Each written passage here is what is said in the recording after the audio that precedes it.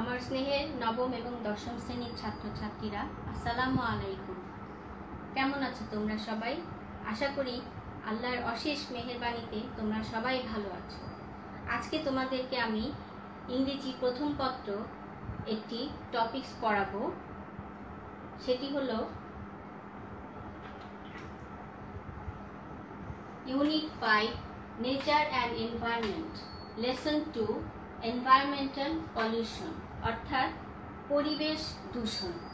পরিবেশ আমাদের চারপাশে যা আছে তা নিয়ে পরিবেশ, কিন্তু এই পরিবেশ বিভিন্ন সময় বিভিন্নভাবে দূষিত হয়।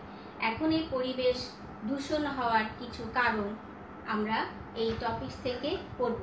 তার আগে we have to discuss what is nature and what is environment. Let us see what is nature. Nature, the physical power causing all the phenomena of the world, including plants, animals and landscape. অর্থাৎ প্রকৃতি হচ্ছে একটা শক্তি যেটা মানুষ, জীবজন্তু এবং অন্যান্য যে জীব বৈচিত্র্য আছে তার উপর প্রভাব বিস্তার করে, অর্থাৎ তার একটা শক্তি আছে। This is out of control of human beings. মানুষের হাতে কিন্তু তার কোনো নিয়ন্ত্রণ থাকে না। দেন কামস এনভায়রনমেন্ট, অর্থাৎ এনভায়রনমেন্ট কি, পরিবেশটা কি, দেখো আমরা দেখি। The circumstances, objects or conditions by which one is surrounded. Number 2, the complex of physical, chemical and biotic factors, for example climate, soil, water and living things that act upon organism or an ecological community and ultimately determine its form and survival. অর্থাৎ এটা বাংলা করলে দাঁড়ায়, পরিবেশ বলতে কোনো ব্যবস্থার কার্যকর বাহ্যিক প্রভাবক সমূহের সমষ্টিকে বোঝায়, যেমন চারপাশে ভৌত অবস্থা, জলবায়ু ও প্রভাব বিস্তারকারী অন্যান্য জীব ও জৈব উপাদান ইত্যাদি সমষ্টিগত রূপই হচ্ছে পরিবেশ। পরিবেশের প্রতিটি উপাদান দ্বারা ব্যক্তি, প্রাণী এবং উদ্ভিদ প্রভাবিত হয়ে থাকে। এটা হচ্ছে পরিবেশ, অর্থাৎ আমাদের চারপাশে যা কিছু আছে তা নিয়ে আমাদের পরিবেশ। এটা আমরা ছোটবেলা থেকেই বইপত্রে জেনেছি, সেটা হচ্ছে পরিবেশ। কিন্তু পরিবেশের নিজস্ব একটা প্রকৃতি থাকে, বৈশিষ্ট্য থাকে। পরিবেশ নিজেই নিয়ন্ত্রিত হয় প্রাকৃতিক শক্তির দ্বারা, এবং এই পরিবেশ আমাদের চারপাশে, আমরা এই পরিবেশ নিয়েই বাস করি। পরিবেশের উপাদানগুলো আছে যেমন মানুষ, জীবজন্তু, গাছপালা, এবং পরিবেশের আরো 3টা উপাদান আছে, মূল উপাদান, যেগুলো হচ্ছে মাটি, পানি এবং বাতাস, এয়ার, ওয়াটার অ্যান্ড সয়েল। এই 3টা কিভাবে দূষিত হয় আজকে আমি সেই টপিকসটাই তোমাদেরকে আজকে পড়াবো। Environmental pollution, page number in my book 52। দেখো, in your text book here are some pictures. এখানে picture number 1, picture number 2, picture number 3, picture number 4. There are 4 pictures. Can you see what do you understand what the picture shows? Picture 1, traffic jam. Picture 2, dumping system, that means wastage dumping system. Picture 3, drying river, যেটা দূষিত হয়ে প্রায় নদী যেরকম হয় সেটা হচ্ছে dying rivers. And brick kilns, অর্থাৎ ইট ভাটা যে ধোঁয়া বের হচ্ছে, সেই ইটের ভাটা থেকে কালো ধোঁয়া বা দূষিত ধোঁয়া বের হচ্ছে। এরকম 4টা ছবি, অর্থাৎ এই 4টা উপকরণই আমাদের পরিবেশ দূষণের জন্য দায়ী। এই 4টা উপকরণ দ্বারাই আমাদের পরিবেশটা বেশিরভাগই দূষিত হয়। আচ্ছা, now I am reading the text, page number 53. I think you are ready. Bangladesh is now apparently in the grip of all sorts of pollution like air pollution, soil pollution and water pollution. Bangladesh বর্তমানে দৃশ্যত বিভিন্ন রকম দূষণের কবলে, অর্থাৎ বিভিন্ন রকম দূষণ দ্বারা এটি দূষিত। The dwellers of the urban areas are the worst sufferers of such pollution. এই যারা শহরে বসবাস করে অর্থাৎ শহরে যারা বাসিন্দা তারাই এই দূষণ দ্বারা সবচেয়ে বেশি ভুক্তভোগী, অর্থাৎ তারাই বেশি কষ্ট ভোগ করছে। The indiscriminate industrialization process in Bangladesh over the past decade has created significant environmental problems. বিগত দশকগুলোতে বাংলাদেশে যত্রতত্র শিল্পায়ন অর্থাৎ নিয়ম না মেনে যেখানে সেখানে শিল্প কারখানা গড়ে তোলার কারণে এই পরিবেশ দূষণের তাৎপর্যপূর্ণ পরিবেশ দূষণটা বেড়ে গেছে। We will now read about some of the most common types of environmental pollution and ways of coping with them. আমরা এখন এই ধরনের সাধারণ কিছু পরিবেশ দূষণ সম্পর্কে পড়ব এবং তাদের সাথে আমরা কিভাবে লড়াই করতে পারি সেটা সম্পর্কে আমরা পড়ব। তার আগে আমি তোমাদেরকে একটু নতুন শব্দগুলোর সাথে পরিচয় করিয়ে দিই, যেগুলো এখানে শব্দগুলো তোমরা পাবে। যেমন গ্রিপ, গ্রিপ শব্দটা আমি ইতিমধ্যে বলেছি। গ্রিপ হচ্ছে হাতের মুষ্টি বা কবলে, অর্থাৎ দখল নেয়া। তো আমাদের পরিবেশটা হচ্ছে এখন দূষণের দখলে। এটা হচ্ছে নাউন, এটা সিনোনিম কন্টামিনেশন। ইনডিসক্রিমিনেট, এটা হচ্ছে অ্যাডজেক্টিভ। এটা হচ্ছে বিক্ষিপ্তভাবে র্যান্ডম, অর্থাৎ কোনো যত্রতত্র, এটা নাম পরিকল্পনাহীন ভাবে যেখানে সেখানে গড়ে ওঠা। টক্সিক অ্যাডজেক্টিভ, এটা হচ্ছে পয়জনাস। রিডিউস বা ডিক্রিজ অর লেস, রিডিউস হচ্ছে কমিয়ে আনা বা কমে যাওয়া। এমিশন, নাউন স্প্রে, এমিশন হচ্ছে নির্গত হওয়া বা ছড়িয়ে যাওয়া। এখন আমি তোমাদের প্রথম যে অংশটা আছে এয়ার পলিউশন, এয়ার পলিউশনটা পড়বো। তার আগে তোমাদের আমি একটা ছবি দেখাচ্ছি।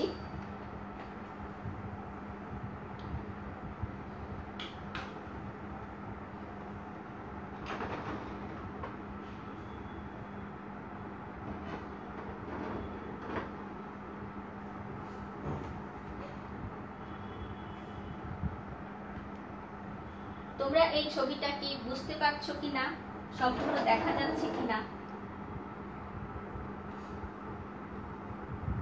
লেখাগুলো বোঝা যাচ্ছে কি? Can you understand these writings, this small writing? Clearly দেখা যাচ্ছে? Air pollution, the bad effect of air pollution, one of the most and serious pollution is formation of acid rain. Many kinds of pollution may cause it in the air, but acid rain is one of them. Now I will show you how acid rain forms. You see here are pictures of industry and the fuel, fossil fuel, smoke from burning the fossil fuel from brick kilns. এখানে ইটের ভাটা এরকম থাকে, চোং থাকে, এগুলোকে বলা হয় চোং। এগুলো দিয়ে কালো ধোঁয়া বের হয়, কালো ধোঁয়া নির্গত হচ্ছে এবং এখানে কলকারখানার কালো ধোঁয়া যে বের হচ্ছে যদি সালফার ডাই অক্সাইড, ইটের ভাটা থেকে যে ধোঁয়াটা আসে সেখানে থাকে sulphur dioxide from the burning of fossil fuel. অর্থাৎ ফসিল ফুয়েলটা হচ্ছে জীবাশ্ম জ্বালানি, যেটা আমরা কাঠ পুড়িয়ে গাছ পুড়িয়ে যেটা পাই সেটা হচ্ছে ফসিল ফুয়েল। এইটা জ্বালানির ফলে এখানে বায়ুমণ্ডলে যে ধোঁয়াটা নির্গত হয় সেখানে আছে সালফার ডাই অক্সাইড এবং কলকারখানার যে দূষিত ধোঁয়াটা বের হয় সেটি nitrogen oxide. From industry emission, industrial smoke থেকে বের হয় নাইট্রোজেন অক্সাইড।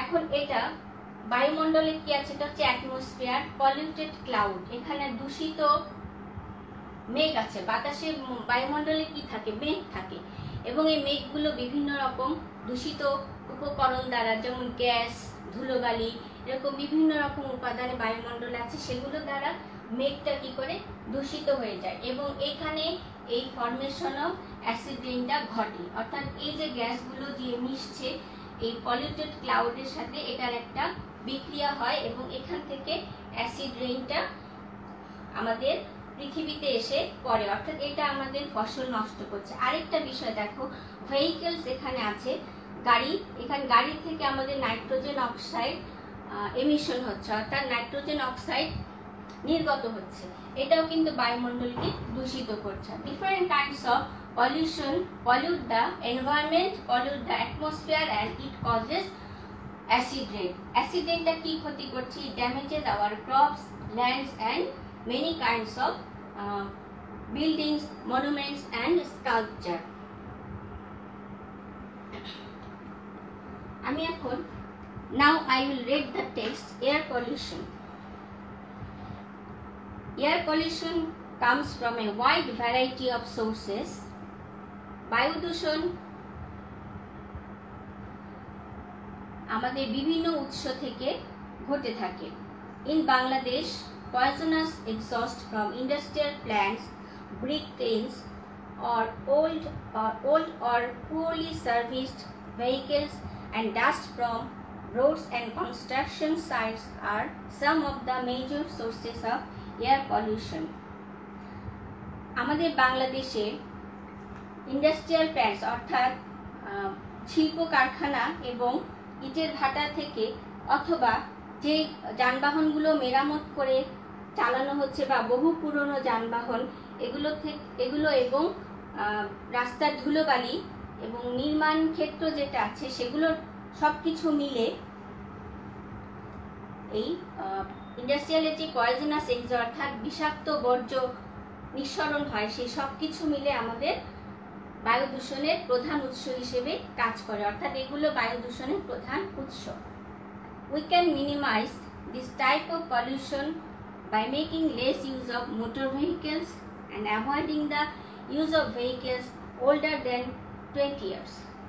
আমরা এ ধরনের পলিউশন কমিয়ে আনতে পারি আমাদের 20 বছরের পুরাতন যানবাহনগুলো ব্যবহার না করার পরিত্যাগ করার মাধ্যমে। আরেকটা করতে পারি মোটর ভেহিকেলস অর্থাৎ যন্ত্রচালিত যানবাহনের ব্যবহারটা কমিয়ে আনার মাধ্যমে। We may also use proper lubricants to lessen the level of emission and pollutants. আমরা যানবাহনে যথোপযুক্ত বা ভালো মানের জ্বালানি ব্যবহার করতে পারি এই এমিশন অথবা নিঃসরণ, ধোঁয়া নির্গমন বন্ধ করার জন্য। We can encourage people to use compressed natural gas (CNG) or liquid petroleum gas (LPG) for fueling their cars. আমরা সিএনজি গ্যাসের কথা প্রায় শুনি, এখন আমরা জানি, এবং এলপিজি গ্যাসও আমরা চিনি। এটা ব্যবহারে আমরা মানুষকে উৎসাহিত করতে পারি তাদের যানবাহনে ব্যবহার করার জন্য। The government may relocate hazardous industries like brick kilns to areas away from human habitations. আর এই বিপজ্জনক ইন্ডাস্ট্রিগুলো গভর্নমেন্ট পুনঃস্থাপন করতে পারে, মানব বসতি থেকে দূরে পুনঃস্থাপন করার ব্যবস্থা নিতে পারে, যেখানে ইটের ভাটা এবং ইন্ডাস্ট্রিগুলো সরিয়ে নিতে পারে যেখান থেকে মানুষ বসবাস করে সেই জায়গা থেকে। এটা তো গেল এয়ার পলিউশন। এখন তোমরা এই ছবিটা থেকে এয়ার পলিউশনের একটা ব্যাড ইফেক্ট দেখতে পেলে যে কি করে অ্যাসিড রেইন হচ্ছে এয়ার পলিউশনের ফলে। এবার আসবো আমরা ওয়াটার পলিউশন। ওয়াটার পলিউশন করার আগে আমি তোমাদের আরেকটা ছবি দেখাচ্ছি।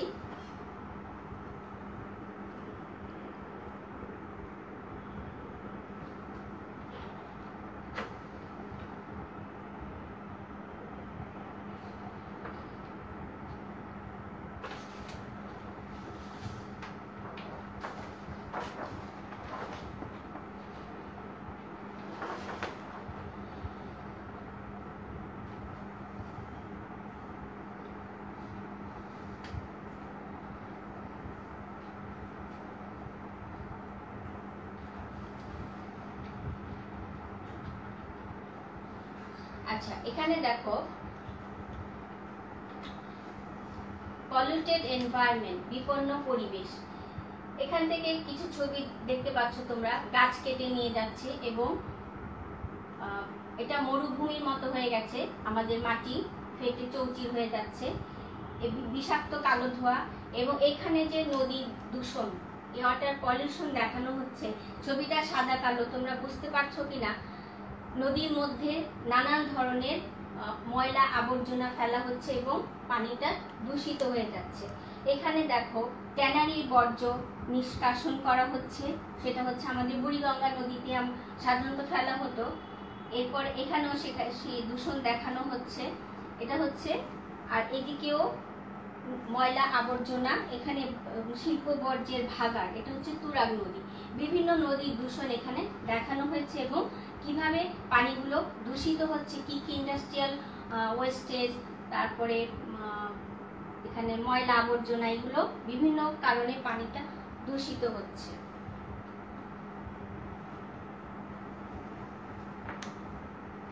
আরো একটা ছবি দেখায় পানি দূষণের।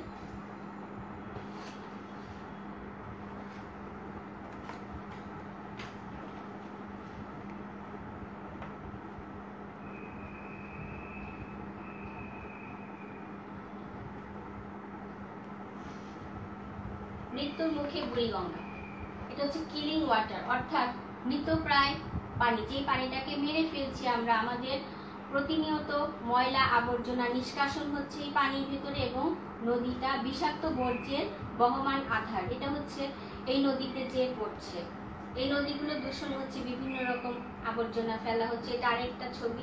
এখানে একটা কথা বলা আছে, দেখো, হয়তো একদিন সদরঘাট থাকবে, লঞ্চ ভিড়বে না। অর্থাৎ নদীটা এমনভাবে দূষিত হয়েছে যেখানে মানুষ চলাচলের আর কোনো জায়গা থাকবে না, অর্থাৎ এতটাই দূষণ। এভাবে কিভাবে তোমরা তাহলে দেখলে যে বিভিন্নভাবে আমাদের পানি দূষণ হচ্ছে, এই সোর্সগুলো পানি দূষণের কারণ। এখন না, I am reading the text.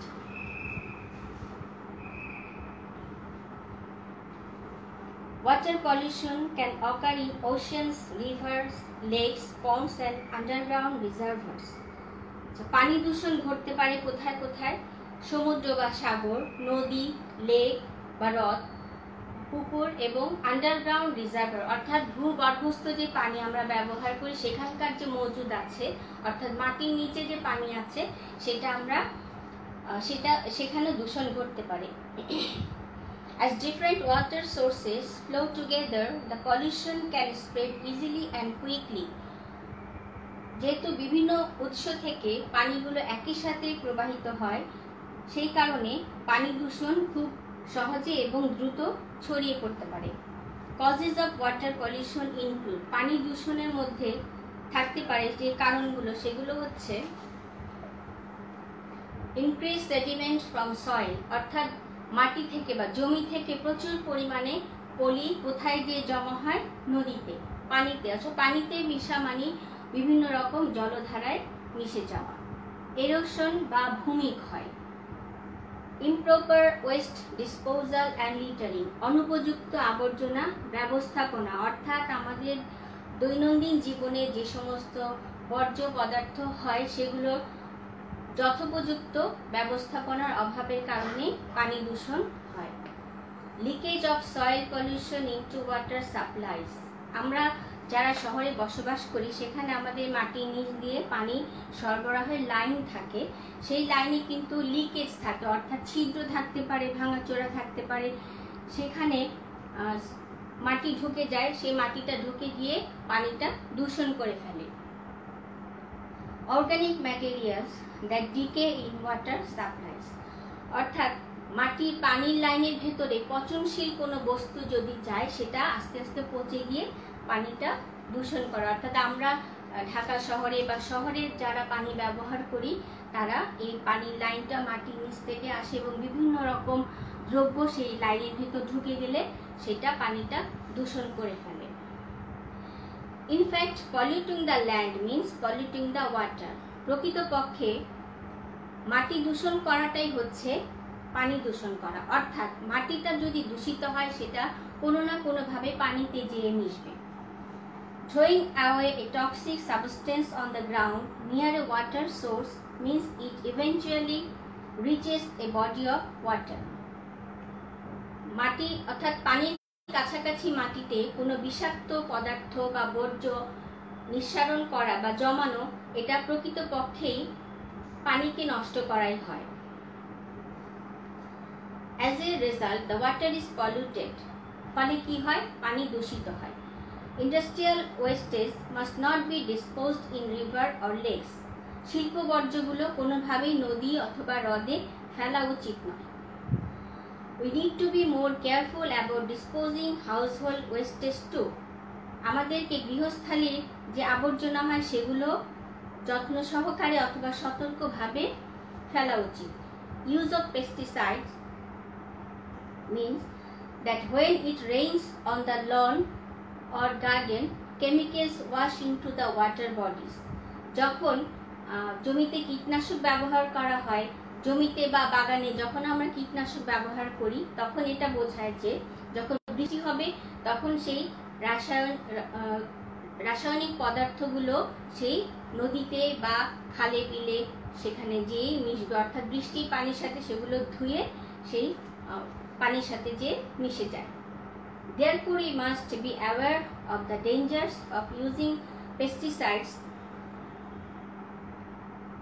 as they may pollute our river, canals and lakes.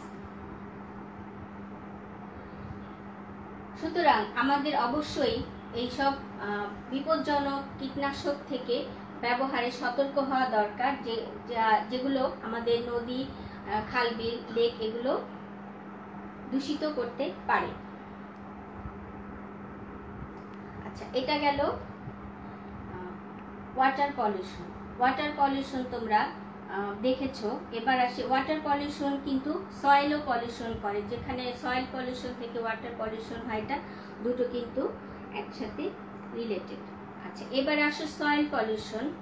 Among the most of significant causes of soil pollution is the enormous volume of industrial waste which is being produced every day but not disposal properly. আমাদের দেশে প্রতিদিন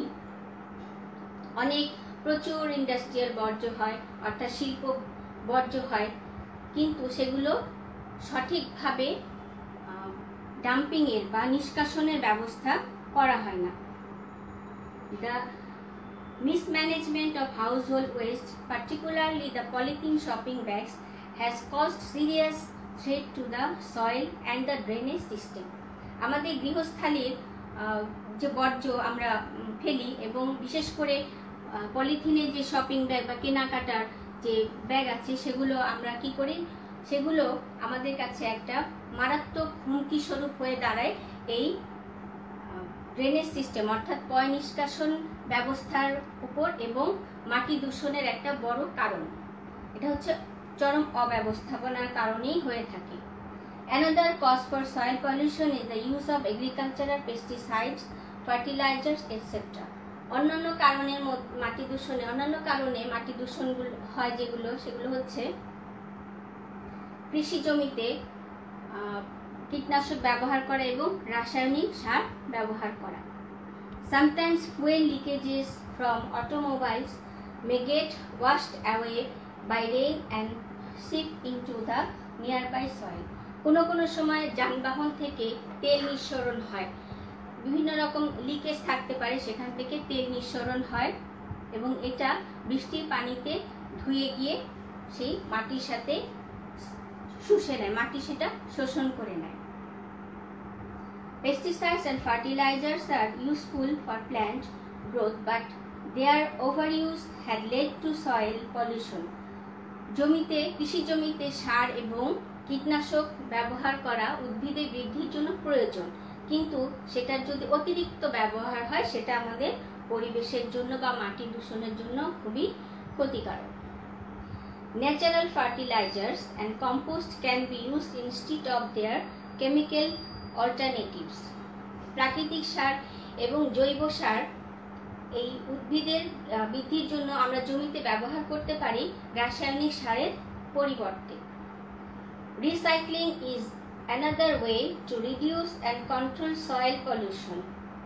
পুনর্ব্যবহার অর্থাৎ কোনো জিনিসের পুনরায় ব্যবহার এই মাটি দূষণের কারণটাকে কমিয়ে আনতে পারে। অর্থাৎ একটা জিনিস যদি বারবার ব্যবহার করা হয় সেটা ওয়েস্ট হিসেবে মাটিতে যাবে না, সেটা পুনরায় ব্যবহার করার ফলে সেই মাটিতে যে বর্জ্যটা জমছে সেটা কমে যাবে এবং এভাবে মাটি দূষণটাও কমে আসবে। Deforestation also causes erosion, pollution and the loss of fertility in the topsoil. Deforestation তোমরা জানো যে বন ধ্বংস করা, অর্থাৎ আমরা এখন আমাদের প্রয়োজনে জীবনের জীবিকার চাহিদায় আমরা গাছপালা ধ্বংস করছি, বন ধ্বংস করছি, গাছপালা কমে যাচ্ছে। এই ডিফরেস্টেশন হলে মাটি দৃঢ়তা কমে যায়, অর্থাৎ গাছগুলো তাদের শেকড়ের সাহায্যে মাটিগুলোকে দৃঢ়ভাবে ধরে রাখে।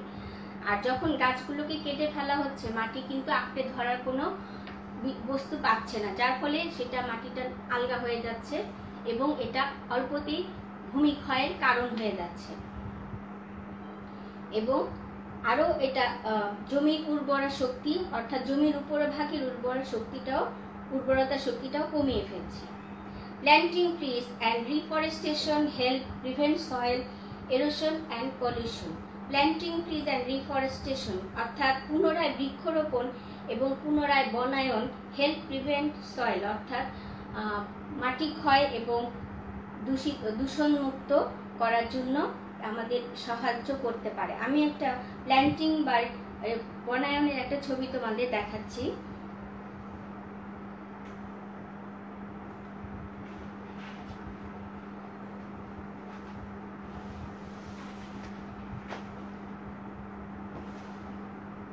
দেখো এখানে বিভিন্ন রকম ডেস্টিনি ট্রি প্ল্যান্টেশন, বিভিন্ন প্রকল্প আছে, বিভিন্ন রকমের গাছ এখানে হাটহাজারী, চট্টগ্রাম, সাতকানিয়া, চট্টগ্রাম, তারপর বান্দরবান, এরকম বিভিন্ন জায়গায় টি প্ল্যান্টেশন করা হয়েছে। এরকম পদক্ষেপ যদি আমরা নিতে পারি তাহলে আমাদের পরিবেশটা দূষণমুক্ত হবে এবং আমরা একটা সুন্দর পৃথিবীতে বাঁচতে পারবো। এখন দ্বিতীয় স্টেপে আমি যেটা তোমাদের একটু আলোচনা করতে চাচ্ছি সেটা হচ্ছে তোমাদের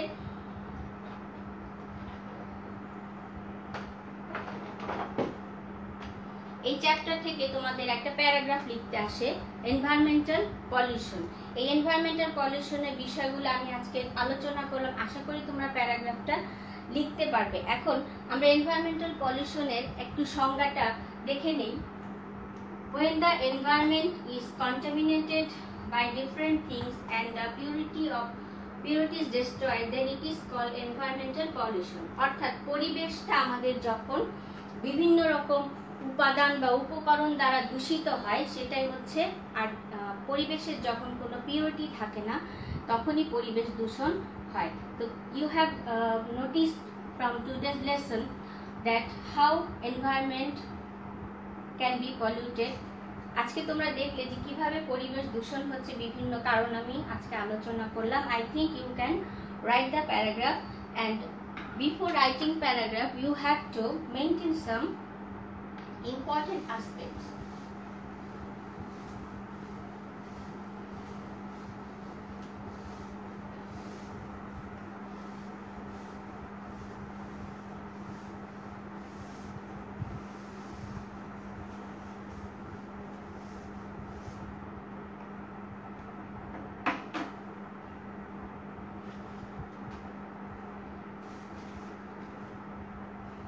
তোমরা অনেক সময় প্যারাগ্রাফ লিখতে যে দুটো প্যারা করে ফেলো, but it is not a proper way of writing a paragraph. Paragraph should not exceed one para. Paragraph কোনো সময় একটা প্যারার বেশি হবে না। যাই লেখো তুমি, যত বড়ই লেখো না কেন, প্যারাগ্রাফ একটা প্যারার ভিতরে তোমার বক্তব্যটা শেষ করতে হবে। সেটা 2 পৃষ্ঠাও যেতে পারে, 3 পৃষ্ঠাও যেতে পারে, তবে তোমার you have the limitations of word 150, 100 or 200 words. You have to write a paragraph. Main 4 points you have to maintain a paragraph. I am writing these points.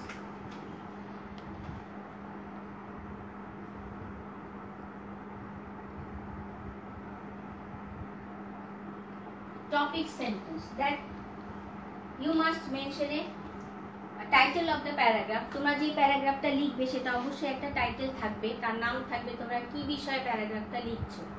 তারপরে তোমাদের আসবে টপিক সেন্টেন্স। একটা সেন্টেন্সের মাধ্যমে তোমরা বক্তব্যটাকে ফুটিয়ে তোলার চেষ্টা করবে।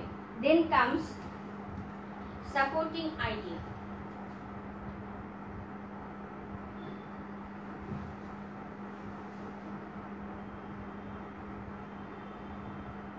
অর্থাৎ তোমার এই প্যারাগ্রাফটাকে সাপোর্ট করার জন্য কিছু ধারণা তোমার থাকতে হবে, সেই ধারণা বিষয়বস্তু সম্পর্কে কিছু ধারণা তোমার থাকতে হবে, সেটা হচ্ছে সাপোর্টিং আইডিয়া, অ্যাডিং ডিটেইলস।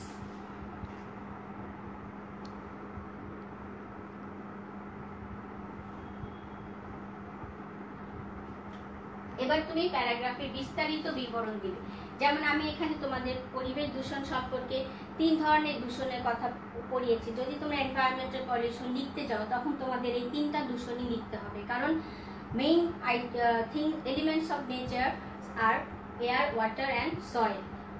তোমরা যখন প্যারাগ্রাফ লিখবে অবশ্যই এই 3টা দূষণ সংক্ষেপে বর্ণনা করতে হবে। প্যারাগ্রাফটা সংক্ষিপ্ত আকারে কিন্তু যাতে পূর্ণতা থাকে, অর্থাৎ বিষয়বস্তুটা যাতে সম্পূর্ণভাবে প্রকাশিত হয় সেভাবে তোমাদের প্যারাগ্রাফটা লিখতে হবে। Next, concluding sentences.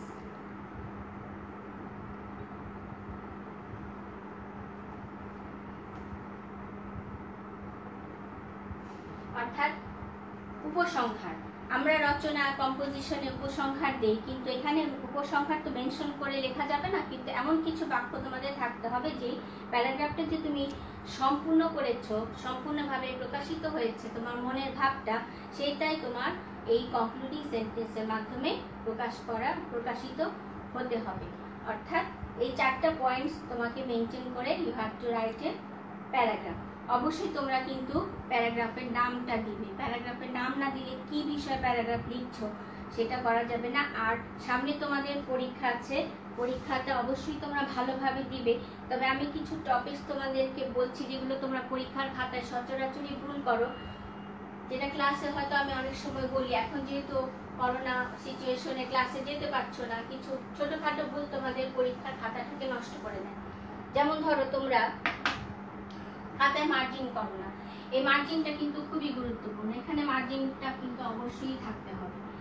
আর প্যারাগ্রাফ লেখো, যাই লেখো, ইমেল লেখো, লেটার লেখো, সেটা কিন্তু from the top of the page যদি স্টার্ট করো তাহলে সেটা খুব ভালো হয়। মাঝামাঝি পেজ থেকে এসব জিনিস শুরু করলে তেমন একটা ভালো দেখায় না। যেটা কম্পোজিশন একটা রাইটিং টপিকস থাকে সেগুলো তোমরা টপ অর্থাৎ পেজের উপরের অংশ থেকে শুরু করবে। অনেকে দেখে আমরা ইমেইল লেখো, অ্যাপ্লিকেশন লেখো, এই পোর্শন থেকে, এটা কিন্তু খুবই অনুচিত। এটা কিন্তু ফর্মাল লেটার, ফর্মাল লেটার তো অবশ্যই একটা নিয়ম মেনে চলতে হবে। এবং তোমরা যখন কমপ্লিটিং স্টোরি লিখবে সেটাও কিন্তু from the top of the page, এটা লিখলে ভালো হয়। আর আমি সবসময় বলি, হয়তো স্কুল খোলা নেই, ক্লাসের সুযোগ নেই হয়তো, সেজন্য কথাগুলো এখন একটু মনে করিয়ে দিচ্ছি।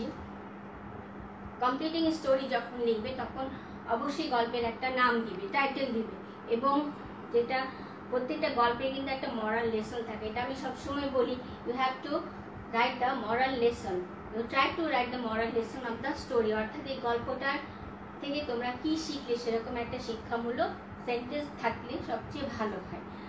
তবে এভাবেই গল্পগুলো যদি লেখো। আর প্যারাগ্রাফের কথা তো বললামই।